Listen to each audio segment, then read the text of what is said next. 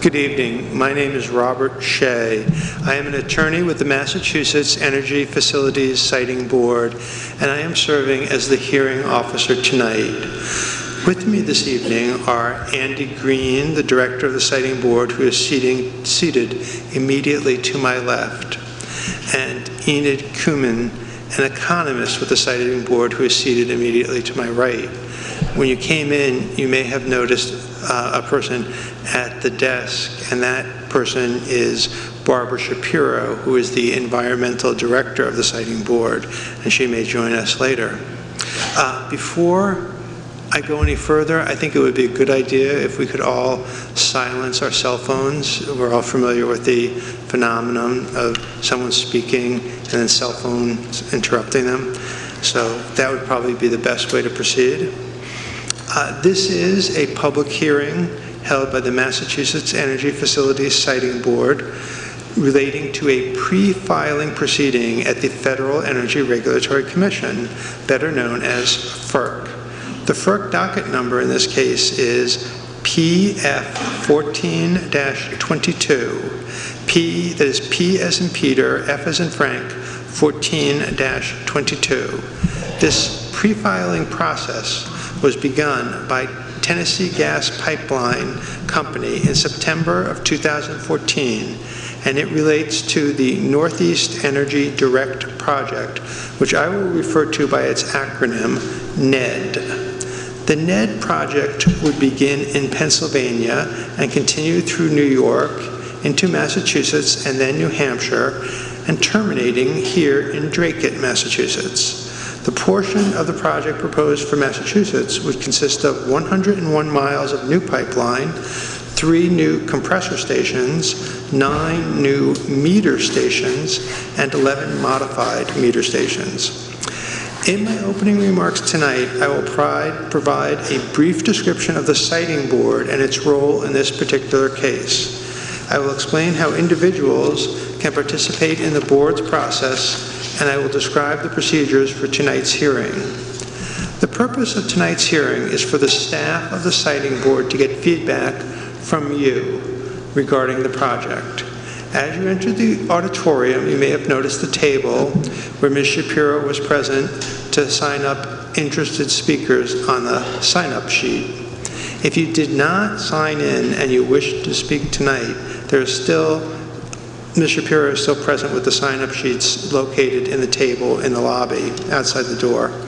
There is a speaker sign-up sheet for elected officials, and there is a speaker sign-up sheet for other members of the public. When you sign the sheet, you should also have been given a slip of paper with a number that indicates the order in which we will call speakers tonight. Elected officials will speak first tonight in the order in which they signed the elected official sheet, and then we will call on others to speak in the orders in which they signed the sign-up sheet for members of the public. Before I go any further, can everyone hear me clearly? If anyone cannot hear me clearly, please raise your hand. Okay, good. I'm glad you can all hear me clearly. With the microphone, I don't... There's one person. I'm sorry, yes, sir. I can't hear you clearly. You can't hear me clearly? I'm hearing it here. I have a difficult time hearing you. You're having a difficult time. Okay. I want to thank you very much for telling me that. I appreciate that, because I didn't want to speak too close to the mic and be too loud, but I definitely don't want to be too soft. So thank you very much, sir, for telling me that. I appreciate it. You can hear me now. Okay. All right. That's what then I will speak at this distance from the mic. Now, this notice, that you may have already seen the notice for tonight's hearing. Additional copies of the notice are located on the sign-in table and here by the podium. The notice was published twice in the Lowell Sun and the Eagle Tribune and other regional newspapers. It was published in the Massachusetts Environmental Monitor. It was mailed to over 1,000 directly affected landowners. It was sent for posting to the municipal clerk's offices and libraries.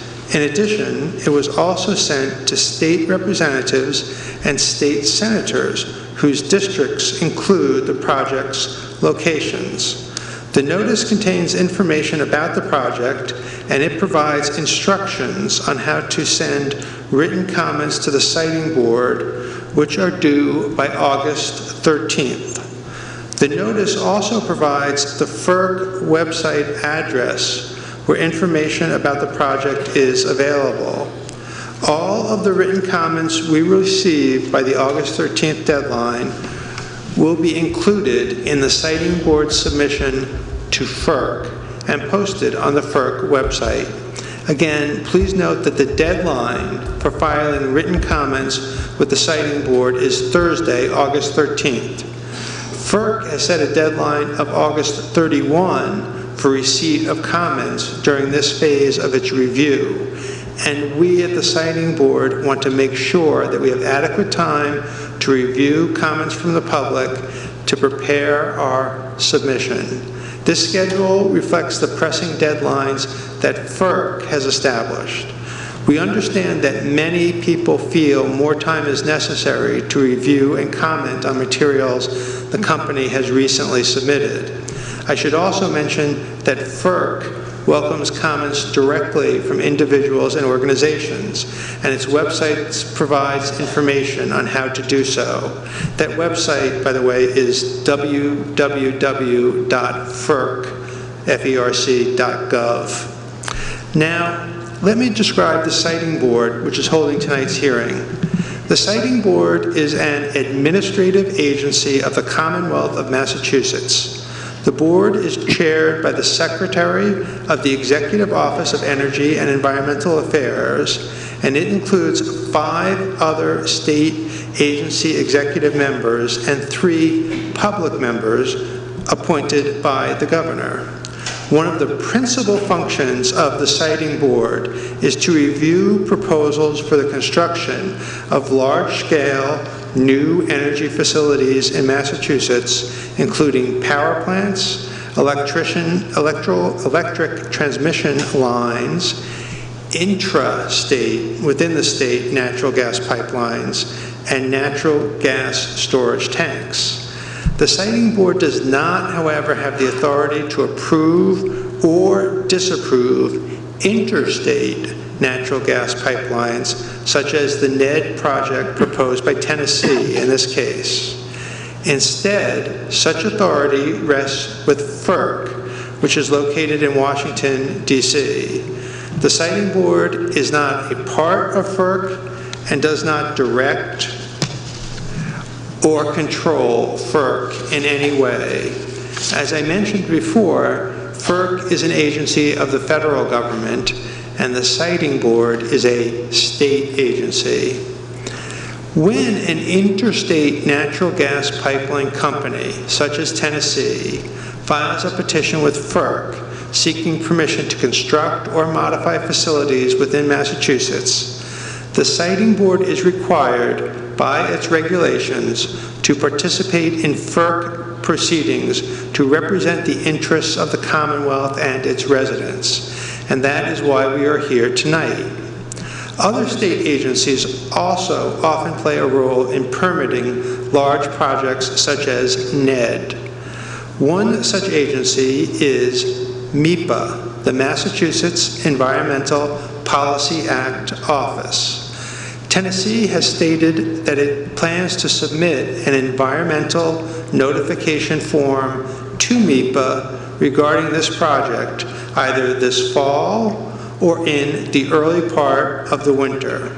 The environmental notification form is also known by its initials as the ENF. When the ENF is filed, a copy will be provided to local officials in each community affected by the project.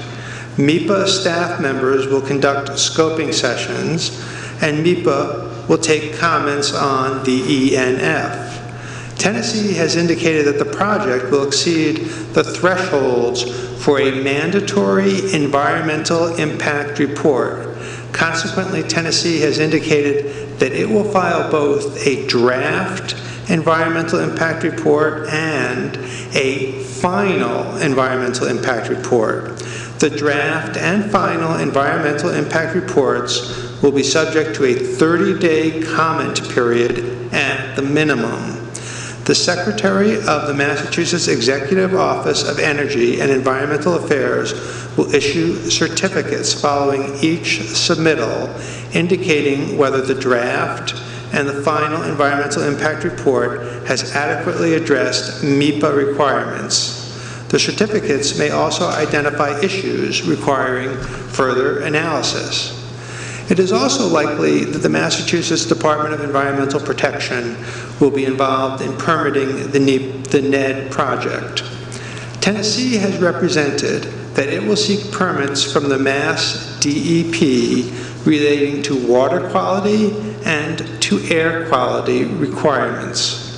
Other state agencies whose permits and approvals will be sought by Tennessee include the Massachusetts Division of Fisheries and Wildlife, the Massachusetts Historical Commission, the Massachusetts Department of Transportation, and the state legislature if an easement on state lands is sought as proposed by Tennessee. In addition, local approvals will be sought under the Massachusetts Wetlands Protection Act. With regard to the Siting Board and your role, the purpose of tonight's comment meeting is to get feedback from you regarding the project. The Siting Board staff will not be questioning or cross-examining those who speak tonight, nor will we be engaging in substantive discussions on the merits or concerns regarding the proposed project. Quite simply, we are here to listen carefully to your concerns. Based upon what we hear from you tonight and on the written comments that we received and on our review of the pre-filing dockets, we will draft the pre-filing documents, excuse me. We will draft comments and we will submit them to FERC. Our comments will include a copy of every written comment that we receive from the public. The Siting Board's comments are intended to identify areas of concern and potential problems with the proposed project regarding environmental and other issues. We will note areas where additional information and studies are needed. In addition, the Siting Board will recommend possible measures to help mitigate the impacts that the pipeline would impose on abutters and on the local communities. After the pre-filing phase of the FERC review process, a company seeking to build a gas pipeline then must file a formal application with FERC to obtain a certificate of public convenience and necessity. When Tennessee submits its certificate application to FERC, which is expected sometime this fall, it must address all of the concerns raised in comments submitted by the Siting Board and others in the pre-filing process.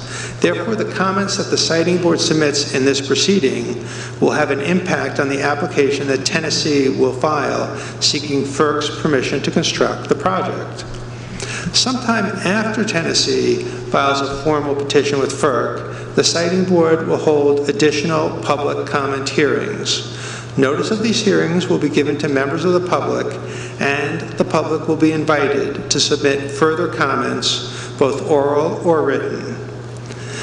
We have this auditorium until about 11 p.m. this evening. To ensure that we can hear from all of those who have signed up to speak, I ask that speakers limit themselves to approximately 3 or at the most 4 minutes. Also, please speak slowly and clearly so that we can understand you, we up here can understand you, and so that the stenographer who is sitting right in front of me can make an accurate transcript of your remarks. If other speakers have already made the points that you share, please feel free to note that rather than repeating the same point at length. It will be just as helpful to the Siting Board. We anticipate a long hearing. Making your remarks as concise as possible is greatly appreciated. I will gently ask speakers to conclude their remarks as necessary. We will take a 10-minute break at 9 p.m. Restrooms are located in the lobby area.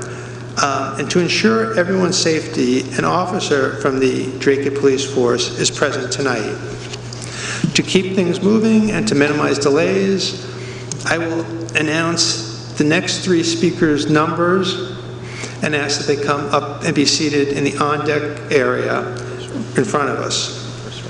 In the first row, yes, that's right. We ask that everyone in the auditorium please be courteous to all speakers, whether or not you agree with what they say.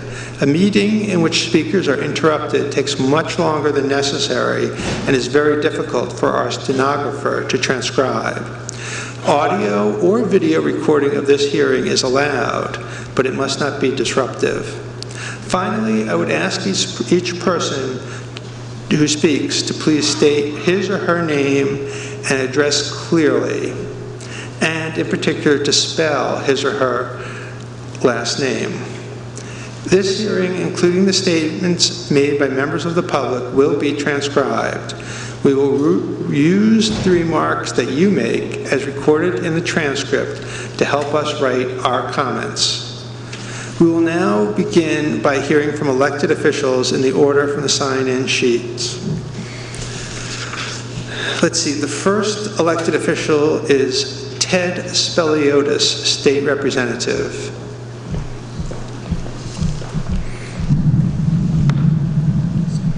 Thank you, Mr. Shea. As you said, my name is Ted Speliotis, S-P-E-L-I-O-T-I-S.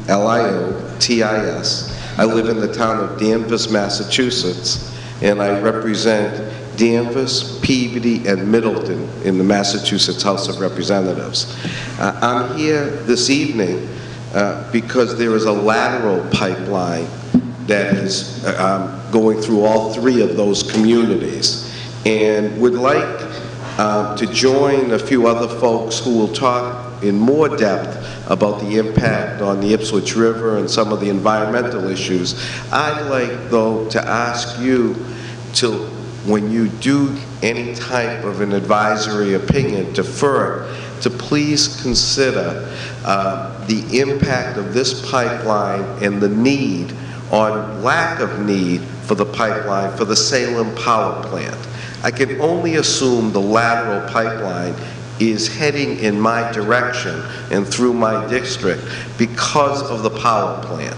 That's been the traditional objective over the last few decades. Quite obviously, to conform with our environmental needs to reduce or eliminate coal and convert to natural gas. That was the case, I believe, in 2002 when the pipeline came in from the waterway next to the Salem power plant and came basically through the same route. This particular lateral move, though, stops right on the boundary of Danvers and Peabody. I don't really know why. I'd like you to ask why it's doing that. I can only surmise, though, that there are other pipes heading to the power plant, because the one thing that's very frustrating for me as a legislator is that I've supported pipelines in the past, I've supported transfer stations, and I've been unable at all to increase access for my constituents to natural gas. The vast majority of my district does not have access to natural gas, but has to deal with the effect of a major pipeline through the district. Seems very unfair, at least. And I ask you to please put into any review, especially if National Grid and others are supporting this project, why they can't step to the plate and say, we will access this gas for residential homeowners as well as commercial. It just doesn't seem fair to me. I'd like to be able to expand those comments with you folks beyond the 3 minutes at this point. Thank you so much. Thank you.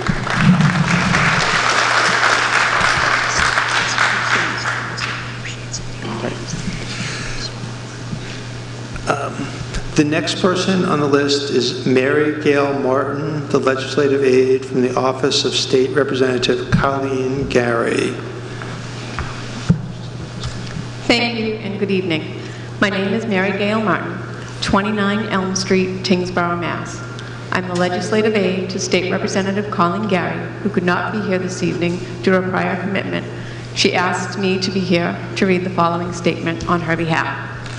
As a lifelong resident of Dracut and the state representative for the town of Dracut for the last 20 years, I join with the many residents of this community in expressing grave concern for the Tennessee Gas Pipeline Northeast Energy Direct project. I thank you for holding this hearing here in the town of Dracut so residents could participate. I ask that you consider the environmental and safety concerns of the proposal. You remember the many farms in the vicinity of the project area that produce food for our community and beyond. The neighborhoods involved are highly populated, and pollutions of all types must be painstakingly scrutinized. Possible dangerous air emissions, watershed contaminations, and sound disturbances must be investigated before approval. Also, the newest project document being released July 24th, I respectfully request that more scoping sessions be held when people have sufficient time to vet the new information more thoroughly. Again, thank you for taking the time to come to Dracut. Thank you.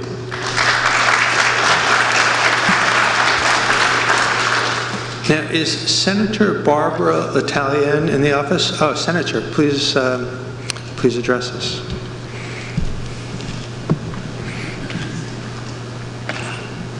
Good evening. I heard there's a 3-minute rule, but I represent 3 communities, so I'm hoping you'll beg my indulgence a little bit here in terms of time. So yes, I'm Barbara L'Italienne, State Senator. I represent Dracut, Tewksbury, and Andover, 3 communities that are affected by the pipeline. I'm deeply concerned about this proposal and how it may impact the communities of my district. And I will say at the outset, I just got here from something else in my district, so perhaps you've answered this, but I think one answer that would be critical, that would be helpful to people if it wasn't already broached earlier, would be how you impact this decision. Perhaps you already did that, but if not, I think for many people sitting here, a lot of them have done a tremendous amount of homework, but just understanding the degree to which you impact this decision, I think would be a very helpful question to answer for people. So I have a lot of concerns. Over the past 6 months, I have met with representatives from Kinder Morgan. I've met with activists in all 3 of my communities. I've really tried to understand this. I, as a state rep, represented a district that had a different gas pipeline, so I'm somewhat familiar with the FERC process. I, would like to relay my concerns to you in the hopes that you will relay those concerns to FERC as well, and to demand more accountability from Kinder Morgan. I think we need the company to answer some of the most pressing questions related to the pipeline's impacts on property values, the environment, and public safety.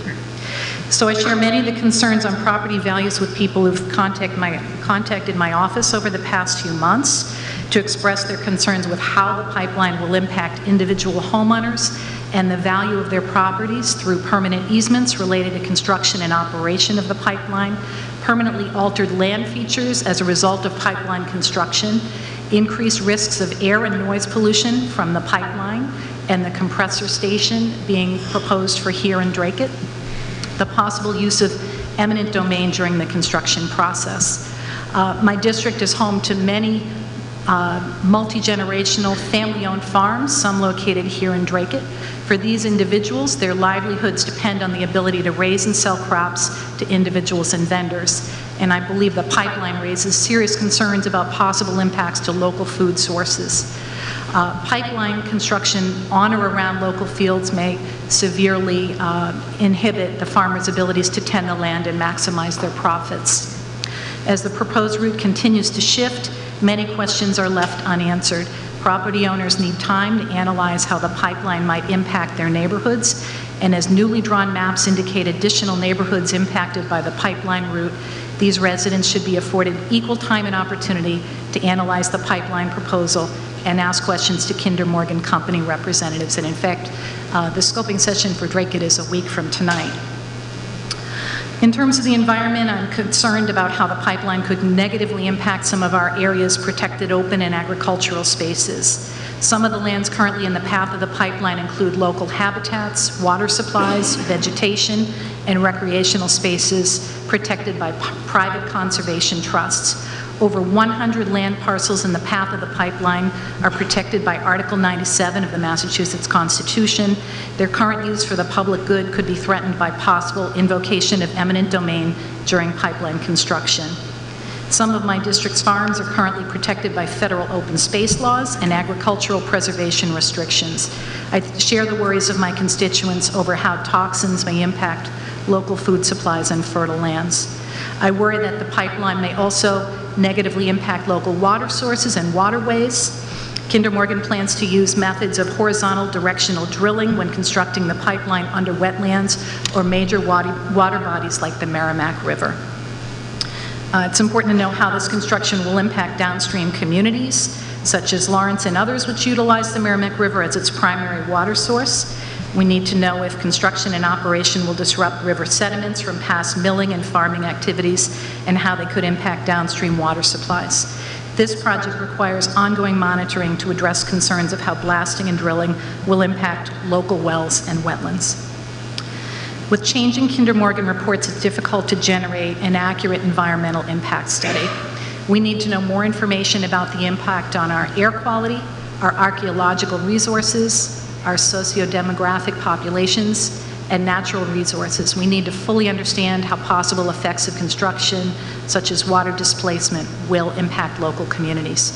In terms of public safety, I'm concerned about the potential safety risk to individuals and properties. The potential impact radius of 861 feet for the main line and 633 feet for the Linfield lateral, according to the formula published by the Federal Pipeline and Hazardous Materials Safety Administration, is very concerning to me.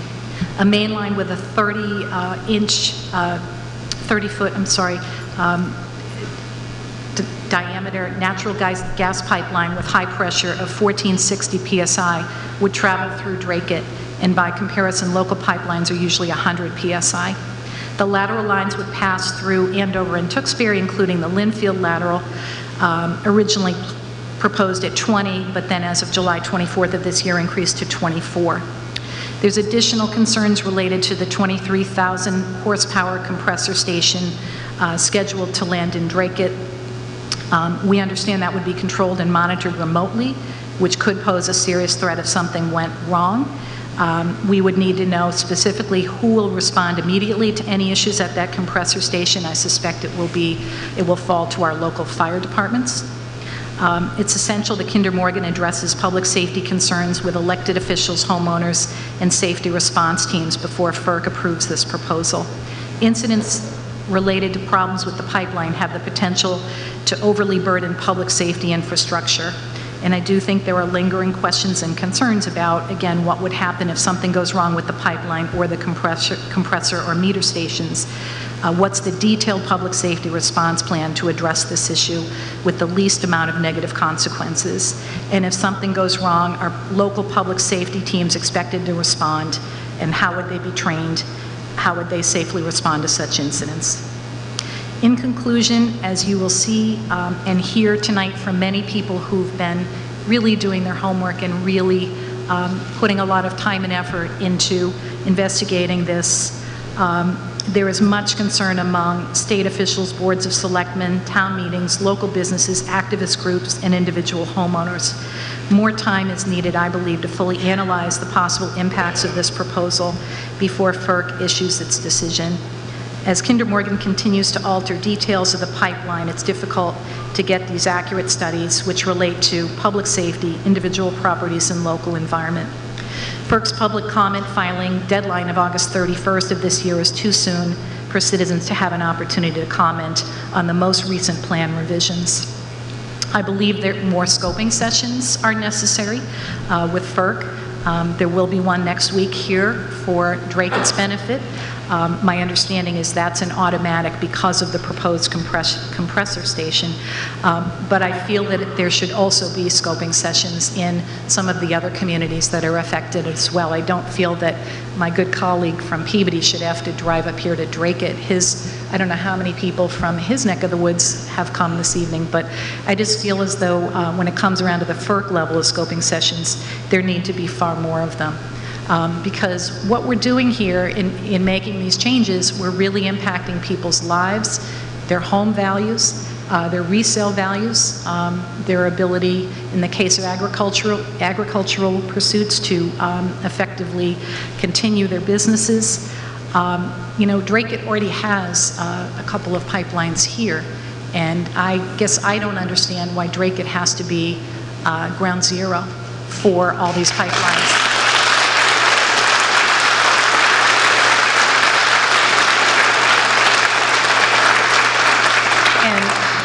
The really sad thing that I think that's happened is because Kinder Morgan has seen fit to take the pipeline into Massachusetts, up to New Hampshire, back down into Massachusetts, it affects a certain segment of the population, but it also serves to divide and conquer communities. And so we have a little portion of Tewksbury affected, so those people are highly motivated and concerned. A little section of Andover, so they're highly motivated and concerned. A much larger swath through Drake. But the fact that it sort of was cut up and moved is great news for portions of Central Mass. I'm happy for them. But I think it was more of a political move myself to sort of divide and conquer great numbers of elected officials from gathering together. So again, I would ask that you consider these. I do have my remarks in writing as well. Thank you for your indulgence. I'm sure I went over 3 minutes. But I would, again, if you've not answered this already, I would love for you to answer for the audience what your part is that you play in this decision-making process. And what's not in my comments, but I think were mentioned perhaps by the previous speakers, is my very real concern that given the size and scope of this project, we are building a pipeline that's going to serve well beyond Massachusetts. It's going to get potentially exported out of our state, out of our country, with no guarantee of rate relief for our folks that are bearing all of the burden on this. They're shouldering all of the safety concern, all of the burden, not even a guarantee of rate relief. In fact, I think the opportunity for the pipeline, if constructed, to be paid for by putting those costs on the ratepayers. So I have a lot of concerns. It's sort of ironic that we're talking about this at a time when we've not raised our solar net metering cap. And so, there are viable alternatives that don't produce this kind of negative effect on the environment that we need to be paying attention to. And I really believe that fracking and the gas pipeline issue is soon going to be a dinosaur for us. We need to be pursuing actively wind, solar, and hydro.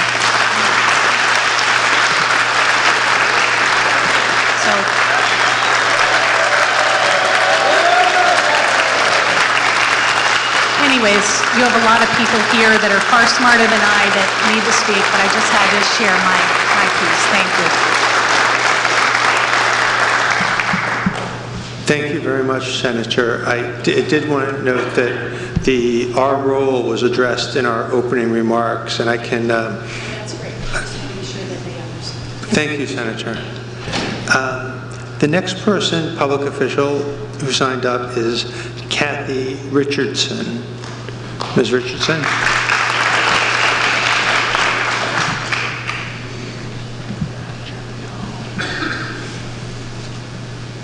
Hi, good evening. Thank you for coming.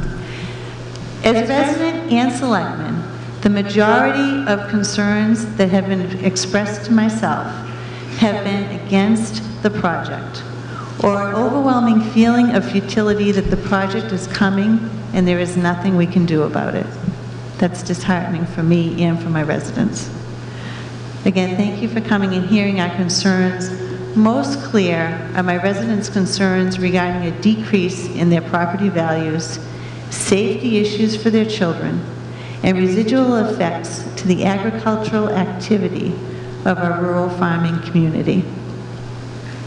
As selectman, I have been attending meetings of the Northeast Municipal Gas Pipeline Coalition on behalf of Drake residents for over a year. The information that I have gleaned has helped me formulate the following opinion. Given the other pipeline projects that are in process at this time, given the varying estimates of the life expectancy of the Marcellus shale field, given the significant investments in conservation lands throughout the state, and given the green energy initiatives that the state of Massachusetts has embraced, It would therefore be my opinion that this project is not needed, and that FERC should look at all of the above-named factors, not only whether or not the Northeast Direct has secured enough customers to justify, in their opinion, the new project. Finally, Drake is being burdened with not only the main line, but a compression station, 3 metering stations, and 3 lateral extensions. Drake is therefore being affected in many significant ways, and it is unclear at best as to how this will benefit our town at all. But the benefits to Kinder Morgan are extremely clear to my residents. Thank you. Thank you.